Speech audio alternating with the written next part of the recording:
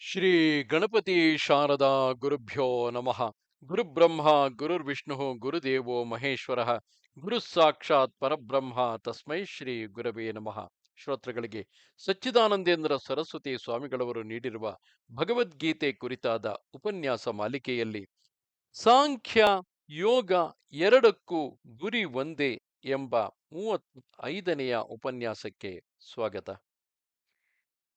ಭಗವಂತನು ಕರ್ಮಯೋಗವೆಂಬ ಸಾಧನದಿಂದ ಸರ್ವ ಕರ್ಮ ಸನ್ಯಾಸ ರೂಪವಾದ ಜ್ಞಾನ ನಿಷ್ಠೆಯು ಬರುವುದೆಂದು ಹೇಳಿರುತ್ತಾನೆ. ಈ ಗುಟ್ಟನ್ನು ತಿಳಿಯದೆ ಕರ್ಮವನ್ನು ಬಿಡುವುದೇ ಕರ್ಮ ಸನ್ಯಾಸವು ಎಂದು ಭಾವಿಸಿಕೊಂಡು ಅರ್ಜುನನು ಕರ್ಮವನ್ನು ಮಾಡುವುದು ಮತ್ತು ಕರ್ಮ ಸನ್ಯಾಸ ಈ ಎರಡರಲ್ಲಿ ಯಾವುದು ನನಗೆ ಒಳ್ಳೆಯದು ಎಂದು ಪ್ರಶ್ನೆ ಮಾಡಿದ್ದಾನೆ. ಭಗವಂತನ ಅಭಿಪ್ರಾಯದಲ್ಲಿ ಆತ್ಮಜ್ಞಾನಿಗಳಲ್ಲದವರು ಅವರ ಮನಸ್ಸಿನ ಅಂತಸ್ತಿಗೆ ಅನುಗುಣವಾಗಿ ಕರ್ಮ ಯೋಗವನ್ನಾದರೂ ಕರ್ಮ ಸನ್ಯಾಸವನ್ನಾದರೂ ಮಾಡಬಹುದು. ಆದರೆ ಯಾರಿಗೆ ಸನ್ಯಾಸಾಶ್ರಮದಲ್ಲಿ ಇದ್ದುಕೊಂಡು ಯೋಗಾಭ್ಯಾಸವೇ ಮುಂತಾದದ್ದನ್ನು ಮಾಡುವ ಯೋಗ್ಯತೆ ಇಲ್ಲವೋ ಅವರು ಕರ್ಮಯೋಗವನ್ನು ಮಾಡುವುದೇ ಶ್ರೇಯಸ್ಕರವಾದುದು. ಇವಿಷ್ಟು ಕರ್ತೃತ್ವ ಬುದ್ಧಿಯವರ ದೃಷ್ಟಿಯಿಂದ ಆಡಿದ ಮಾತು. ಆದರೆ ಜ್ಞಾನಿಗಳ ದೃಷ್ಟಿಯಿಂದ ನೋಡಿದರೆ ಉಳಿದವರ ದೃಷ್ಟಿಯಿಂದ ಕರ್ಮವಾಗಿ ತೋರುವುದು ಆ ಜ್ಞಾನಿಗಳ ದೃಷ್ಟಿಯಿಂದ ಅಕರ್ಮವೇ ಆಗಿರುತ್ತದೆ. ಕನಸಿನ ದೃಷ್ಟಿಯಿಂದ ರಾಜನೆನಿಸಿಕೊಂಡವನು ಎಚ್ಚರದ ದೃಷ್ಟಿಯಿಂದ ಹೇಗೆ ರಾಜನಲ್ಲವೋ ಹಾಗೆಯೇ ಇದು. ಈ ದೃಷ್ಟಿಯಲ್ಲಿ ನೋಡಿದರೆ ಸರ್ವಕರ್ಮ ಸನ್ಯಾಸವೆಂಬುದು ಜ್ಞಾನಿಗೆ ಮಾತ್ರವೇ ದಕ್ಕತಕ್ಕದ್ದು. ಉಳಿದವರು ಯಾರೇ ಆಗಲಿ ಯಾವುದಾದರೊಂದು ಕರ್ಮವನ್ನು ಮಾಡುತ್ತಲೇ ಇರುತ್ತಾರೆ. ಆದರೂ ಪ್ರಕೃತದಲ್ಲಿ ಅರ್ಜುನನಿಗೆ ಕರ್ಮಯೋಗವು ಮೇಲು ಎಂಬುದನ್ನು ತಿಳಿಸುವುದಕ್ಕಾಗಿ ಭಗವಂತನು ಯಾವನು ಕರ್ಮದಲ್ಲಿಯೂ ಫಲದಲ್ಲಿಯೂ ರಾಗದ್ವೇಷಗಳಿಲ್ಲದವನೋ ಅವನು ನಿತ್ಯ ಸನ್ಯಾಸಿಯು. ಏಕೆಂದರೆ ಅವನು ಸುಲಭವಾಗಿ ಮುಕ್ತಿಯನ್ನು ಪಡೆಯುತ್ತಾನೆ ಎಂದು ಕರ್ಮಯೋಗವನ್ನು ಹೊಗಳಿರುತ್ತಾನೆ. ಯಾವುದು ಮಾಡತಕ್ಕದ್ದೆಂದು ಶಾಸ್ತ್ರದಲ್ಲಿ ವಿಹಿತವಾಗಿರುವುದೋ ಅದನ್ನು ಹೊಗಳುವುದು ಪದ್ಧತಿ. ಇದರಂತೆ ಇಲ್ಲಿ ಮಾಡತಕ್ಕದ್ದೆಂದು ಪ್ರಕೃತವಾಗಿರುವ ಕರ್ಮಯೋಗವನ್ನು ಭಗವಂತನು ಹೊಗಳುತ್ತಿದ್ದಾನೆ.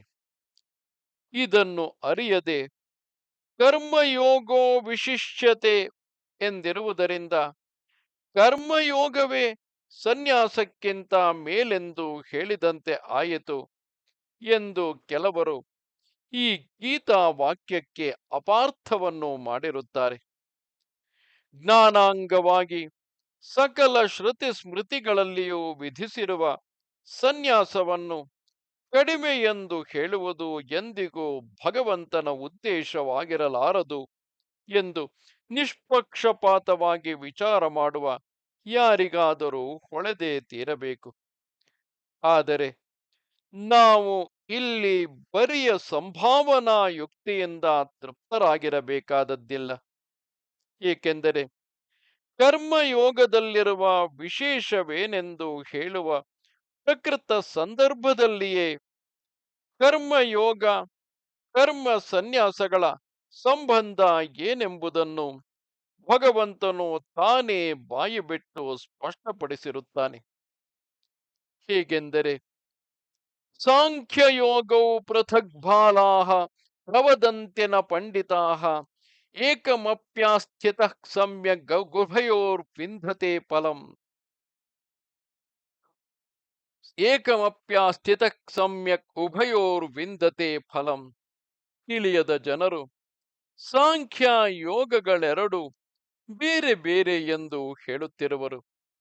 ಆದರೆ ನಿಜವೇನೆಂದರೆ ಇವುಗಳಲ್ಲಿ ಯಾವುದೊಂದನ್ನು ಚೆನ್ನಾಗಿ ಅನುಷ್ಠಾನ ಮಾಡಿದರೂ ಈ ಎರಡರ ಫಲವಾದ ಮುಕ್ತಿಯನ್ನೇ ಪಡೆಯುತ್ತಾನೆ ಎಂಬ ವಾಕ್ಯದಲ್ಲಿ ಭಗವಂತನು ಚೆನ್ನಾಗಿ ಅನುಷ್ಠಾನ ಮಾಡಿದ ಸನ್ಯಾಸದಿಂದ ಮುಕ್ತಿಯು ಅವಶ್ಯವಾಗಿ ದೊರೆಯುತ್ತದೆ. ಅದಾಗದಿದ್ದರೆ ಚೆನ್ನಾಗಿ ಅನುಷ್ಠಾನ ಮಾಡಿದ ಕರ್ಮಯೋಗದಿಂದಲೂ ಅದೇ ಫಲವನ್ನು ಪಡೆಯಬಹುದು ಎಂದು ಹೇಳಿರುತ್ತಾನೆ. ಇಷ್ಟೇ ಅಲ್ಲ, ಸಾಂಖ್ಯರಿಗೆ ದೊರಕುವ ಸ್ಥಾನವು ಯಾವುದೋ ಅದು ಯೋಗಿಗಳಿಗೂ ದೊರಕುತ್ತದೆ. ಆದ್ದರಿಂದ ಸಾಂಖ್ಯವು ಯೋಗವು ಒಂದೇ ಎಂದು ತಿಳಿದವನು ಸರಿಯಾಗಿ ತಿಳಿದವನು ಎಂಬ ವಾಕ್ಯದಲ್ಲಿ ಸರ್ವ ಕರ್ಮ ಸನ್ಯಾಸವೇ ಹೆಚ್ಚೆಂದು ಸ್ಪಷ್ಟವಾಗಿ ಹೇಳಿದಂತೆ ಆಗಿದೆ. ಸಾಂಖ್ಯರಿಗೆ ದೊರಕುವ ಫಲವು ಯೋಗಿಗಳಿಗೂ ದೊರಕುತ್ತದೆ ಎಂಬಲ್ಲಿ ಯೋಗಿಗಳು ಕಡಿಮೆ ಎಂದು ಯಾರಾದರೂ ಶಂಕಿಸಬಹುದೆಂಬ ನಿರೀಕ್ಷಣೆ ತೋರುವುದಿಲ್ಲವೇ? ಇದೆಲ್ಲದರ ಜೊತೆಗೆ ಮುಂದಿನ ಶ್ಲೋಕದಲ್ಲಿ ಹೇಳಿರುವುದನ್ನು ನೋಡಿರಿ.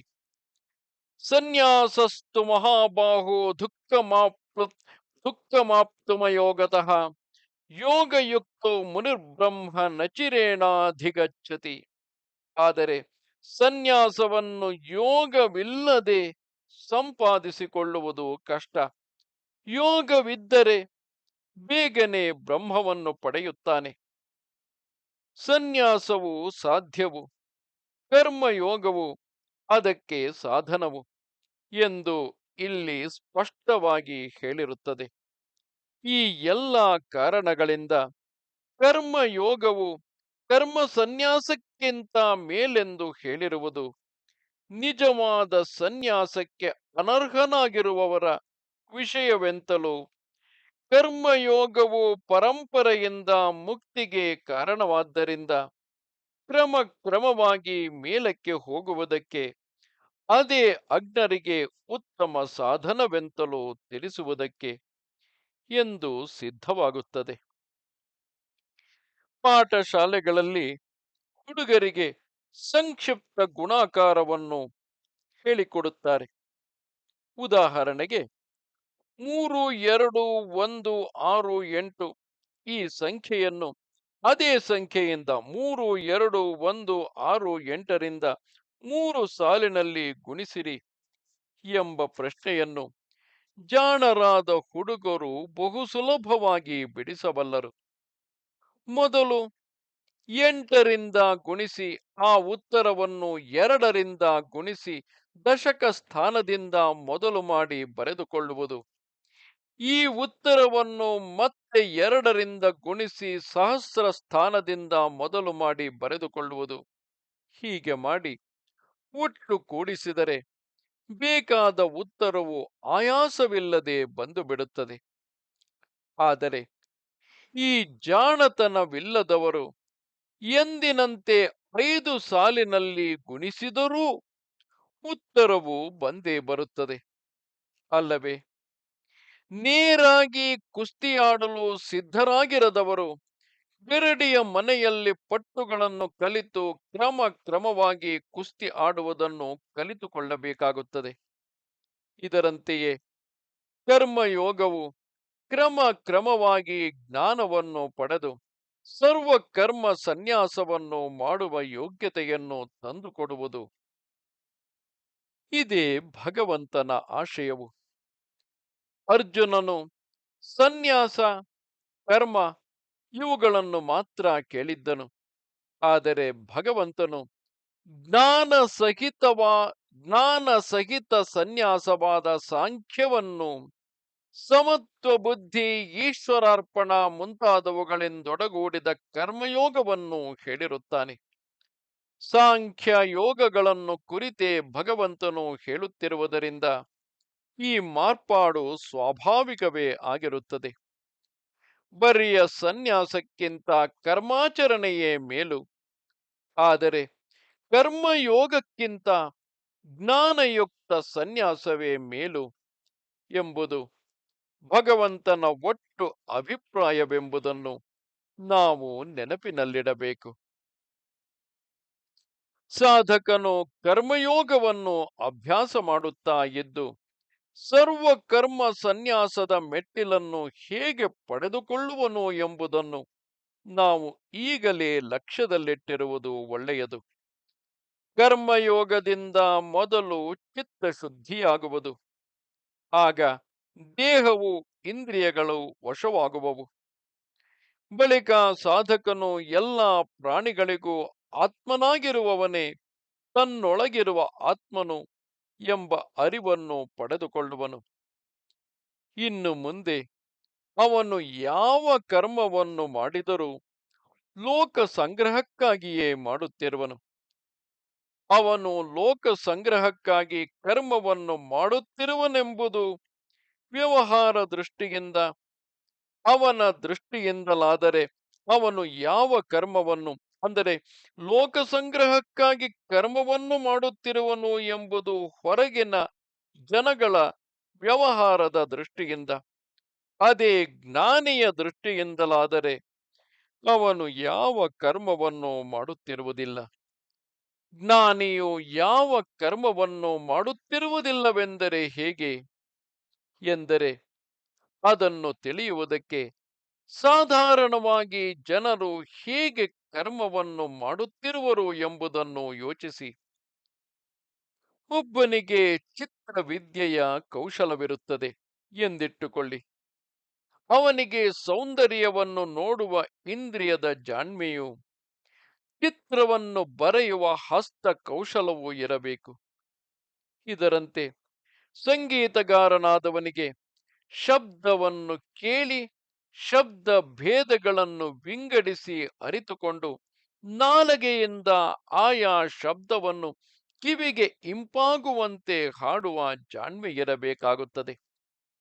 ಹೀಗೆ ಯಾವನು ಯಾವ ಯಾವ ಇಂದ್ರಿಯದಿಂದ ಯಾವ ಯಾವ ಕೆಲಸವನ್ನು ಮಾಡುತ್ತಿರುವನೋ ಆ ಇಂದ್ರಿಯದ ಜಾಣ್ಮೆಯು, ಆಯಾ ಕರ್ಮವು ನನ್ನದು ಎಂಬ ಅಭಿಮಾನವು ಅವನವನಿಗೆ ಇರಬೇಕಾಗುವುದು.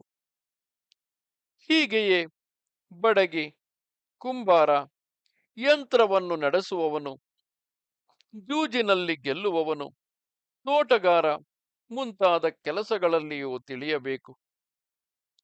ನೋಡುವುದು, ಕೇಳುವುದು, ಮುಟ್ಟುವುದು, ಮೂಸುವುದು, ತಿನ್ನುವುದು, ನಡೆಯುವುದು, ಉಸಿರಾಡುವುದು, ಮಾತಾಡುವುದು, ಮಲಮೂತ್ರಾದಿಗಳನ್ನು ಬಿಡುವುದು, ಆಯಾ ವಸ್ತುಗಳನ್ನು ತೆಗೆದುಕೊಳ್ಳುವುದು, ಕಣ್ಣು ಬಿಡುವುದು, ಕಣ್ಣು ಮುಚ್ಚುವುದು ಮುಂತಾದ ಎಲ್ಲ ಕೆಲಸಗಳಲ್ಲಿಯೂ ಆಯಾ ಇಂದ್ರಿಯವು ತಾನು, ಅದರ ವ್ಯಾಪಾರವು ತನ್ನದು, ಅದರಿಂದಾಗುವ ಫಲವು ತನ್ನದು ಎಂಬ ಭ್ರಾಂತಿಯು ಇದ್ದ ಹೊರತು ಯಾವ ಕರ್ಮವನ್ನು ಯಾವನು ಮಾಡಲಾರನು. ದೇಹವಾಗಲಿ ಇಂದ್ರಿಯಗಳಾಗಲಿ ತಾನೆಂದು ತಿಳಿಯುವ ಚಿಪ್ಪು ತಿಳುವಳಿಕೆಗೆ, ದೇಹವಾಗಲಿ ಇಂದ್ರಿಯಗಳಾಗಲಿ ತಾನೆಂದು ತಿಳಿಯುವ ಚಿಪ್ಪು ತಿಳುವಳಿಕೆಗೆ ಅಧ್ಯಾಸವೆಂದು ಹೆಸರು. ನಾನು ಇಂಥ ಕರ್ಮವನ್ನು ಮಾಡುತ್ತೇನೆ, ಇಂಥ ಫಲವನ್ನು ಅನುಭವಿಸುತ್ತೇನೆ ಎಂಬ ಕರ್ತೃತ್ವ ಭೋಕ್ತೃತ್ವ ಬುದ್ಧಿಗೆ ಈ ಅಧ್ಯಾಸವೇ ಮೂಲವು. ಜ್ಞಾನಿಯು ನಮ್ಮಂತೆ ಇಂದ್ರಿಯಾದಿಗಳಿಗೆ ತನ್ನನ್ನು ಸೇರಿಸಿಕೊಳ್ಳುವ ಅಧ್ಯಾಸವನ್ನು ಮಾಡಿಕೊಳ್ಳದೇ ಇರುತ್ತಾನೆ. ಅವನು ಇಂದ್ರಿಯಗಳು ಇಂದ್ರಿಯಾರ್ಥಗಳಲ್ಲಿ ವರ್ತಿಸುತ್ತವೆ, ನನಗೆ ಇಂದ್ರಿಯಗಳಾಗಲಿ ಇಂದ್ರಿಯಗಳ ವಿಷಯಗಳಾಗಲಿ ಸಂಬಂಧಿಸಿಲ್ಲ ಎಂದು ನಿಶ್ಚಯವಾಗಿ ತಿಳಿದಿರುತ್ತಾನೆ. ಆದ್ದರಿಂದ ಅವನಿಗೆ ನಿಜವಾಗಿ ಯಾವ ಕರ್ಮಗಳು ಇರುವುದಿಲ್ಲ. ಯಾವನು ಇಂದ್ರಿಯಗಳು ದೇಹವು ತಾನು ಎಂಬ ಭ್ರಾಂತಿಯನ್ನು ಗೆದ್ದುಕೊಂಡಿರುವನೋ, ಇಂದ್ರಿಯಗಳು ದೇಹವು ತಾನೆಂಬ ಭ್ರಾಂತಿಯನ್ನು ಗೆದ್ದುಕೊಂಡಿರುವನೋ, ಅವನು ತನ್ನೆದುರಿಗೆ ಕಾಣುವ ವಿಷಯಗಳಲ್ಲಿ, ದೇಹಗಳಲ್ಲಿ ಅಥವಾ ಮತ್ತೆ ಯಾವುದಾದರೂ ತೋರಿಕೆಗಳಲ್ಲಿ ಇಲ್ಲದ ಸಲ್ಲದ ಧರ್ಮಗಳನ್ನು ಎಂದಿಗೂ ಕಲ್ಪಿಸುವುದಿಲ್ಲ. ಒಬ್ಬ ಸನ್ಯಾಸಿಯು ದಾರಿಯಲ್ಲಿ ಹೋಗುತ್ತಿರುವಾಗ ಎದುರಿಗೆ ಬಂದ ಒಬ್ಬ ಪುರುಷನು, ಸ್ವಾಮಿ, ಯಾವಳಾದರೂ ಒಬ್ಬ ಸುಂದರಿಯು ಇತ್ತ ಹೋದದ್ದನ್ನು ಕಂಡಿರಾ ಎಂದು ಕೇಳಲು, ನಾನು ಅಂಥ ಯಾರನ್ನೂ ಕಾಣಲಿಲ್ಲ. ಒಂದು ಎಲುಬಿನ ಪಂಜರವು ಹಿತ್ತಲಾಗಿ ಹೋದಂತೆ ಕಂಡಿತಪ್ಪ ಎಂದನಂತೆ. ಒಂದೇ ವ್ಯಕ್ತಿಯಲ್ಲಿ ಬೇರೆ ಬೇರೆಯವರು ಅಭಿಮಾನದಿಂದ ಹೇಗೆ ಬೇರೆ ಬೇರೆಯ ಧರ್ಮವನ್ನು ಕಾಣುವರು ನೋಡಿ. ಒಂದು ಹೆಣವನ್ನು ಕಾಮುಕನು ಕಂಡರೆ ಎಂಥ ಸುಂದರಿ ಎನ್ನುತ್ತಾನೆ. ಒಂದು ನಾಯಿ ಕಂಡರೆ ಇಲ್ಲಿರುವ ದೇಹದ ಮಾಂಸವು ಬಹಳ ಸವಿಯಾಗಿರಬೇಕು ಎನ್ನುವುದು. ಅದೇ ಒಬ್ಬ ವಿರಕ್ತನು ಕಂಡರೆ, ಹೇ, ಇದು ಅಶುಚಿಯಾದದ್ದು ಎಂದು ಅತ್ತ ಸರಿಯುವನು. ಹೀಗೆ ಇಂದ್ರಿಯಾದಿಗಳಲ್ಲಿ ಆತ್ಮಬುದ್ಧಿ ಇರುವವರೆಗೆ ಅಭ್ಯಾಸ ಬಲದಿಂದ ವಸ್ತುಗಳು ಪ್ರಿಯವಾಗಿಯೂ ಅಪ್ರಿಯವಾಗಿಯೂ ತೋರುತ್ತಿರುವವು. ಆದರೆ ಯಾವನು ಇಂದ್ರಿಯಗಳಾಗಲಿ ವಿಷಯಗಳಾಗಲಿ ಪ್ರಕೃತಿಯ ಪರಿಣಾಮ ವಿಶೇಷಗಳೇ ಹೊರತು ಶುದ್ಧಾತ್ಮನಾದ ನನಗೆ ಸಂಬಂಧಪಟ್ಟಿರುವುದಿಲ್ಲ ಎಂಬ ನಿಜವಾದ ತತ್ವವನ್ನು ಕಂಡುಕೊಂಡಿರುವನೋ ಅವನಿಗೆ ಇಂಥ ಬಯಲು ಭ್ರಾಂತಿಗಳು ಎಂದಿಗೂ ಆಗುವುದಿಲ್ಲ. ಈ ರೀತಿಯಲ್ಲಿ ಕರ್ಮಯೋಗದಿಂದ ಉತ್ತಮ ಫಲವಾದ ಜ್ಞಾನವು ಉಂಟಾಗುವುದರಿಂದ ನೀನು ಕರ್ಮಯೋಗವನ್ನೇ ಮಾಡು ಎಂದು ಭಗವಂತನು ಅರ್ಜುನನಿಗೆ ಉಪದೇಶಿಸಿರುತ್ತಾನೆ. ಕರ್ಮಯೋಗಿಯು ಈಶ್ವರನಿಗೆ ಎಲ್ಲ ಕರ್ಮಗಳನ್ನು ಸಮರ್ಪಿಸಿ, ಈಶ್ವರನ ಸೇವಕನು ನಾನು, ಆತನ ಪ್ರೀತಿಗಾಗಿ ಈ ಕರ್ಮವನ್ನು ಮಾಡುತ್ತಿರುವೆನು ಎಂದು ಯಾವ ಫಲದ ನಿರೀಕ್ಷಣೆಯೂ ಇಲ್ಲದೆ ಕರ್ಮವನ್ನು ಮಾಡುತ್ತಿರುವನು. ಅವನಿಗೆ ಯಾವ ಕಲಂಕವೂ ಹತ್ತುವುದಿಲ್ಲ. ಒಂದು ಮನೆಯನ್ನು ನೋಡಿದಾಗ ಮನೆ ಎಂಬ ಬುದ್ಧಿಯುಂಟಾಗಿ ಇನ್ನೊಂದನ್ನು ಕಂಡಾಗ ಇದು ನನ್ನ ಮನೆ ಎಂಬ ಅಭಿಮಾನವಾಗುವುದಲ್ಲ, ಅದೇ ಸಂಘವು. ಇಂಥ ಸಂಘದಿಂದಲೇ ಕರ್ಮವು ಜನ್ಮಕ್ಕೂ ಸಂಸಾರ ಬಂಧಕ್ಕೂ ಕಾರಣವಾಗಿರುವುದು. ಕರ್ಮಯೋಗಿಗಳು ಮಾತ್ರ ಸಂಘವನ್ನು ಬಿಟ್ಟಿರುವುದರಿಂದ ನೀರಿನಲ್ಲಿ ಅದ್ದಿದರೂ ಒದ್ದೆಯಾಗದ ತಾವರೆ ಎಲೆಯಂತೆ ಕರ್ಮವನ್ನು ಮಾಡಿದರೂ ಫಲದ ಲೇಪವಿಲ್ಲದೆ ಸುಖವಾಗಿರುವರು. ಇದೇ ಕರ್ಮಯೋಗದ ಹೆಚ್ಚುಗಾರಿಕೆಯು. ಆ ಯೋಗಕ್ಕೆ ಚಿತ್ತಶುದ್ಧಿ ಎಂಬ ಫಲವೊಂದಲ್ಲದೆ ಮತ್ತೆ ಯಾವ ಬಂಧಕವಾದ ಫಲವು ಉಂಟಾಗುವುದೇ ಇಲ್ಲ. ನಮಸ್ತೆ ಶಾರದೆ ದೇವಿ, ಕಾಶ್ಮೀರ ಪುರವಾಸಿನಿ, ತ್ವಾಮಹಂ ಪ್ರಾರ್ಥೆಗೆ ನಿತ್ಯಂ, ವಿದ್ಯಾದಾನಂಚ ದೇಹಿಮೆ. ನಮಸ್ಕಾರ.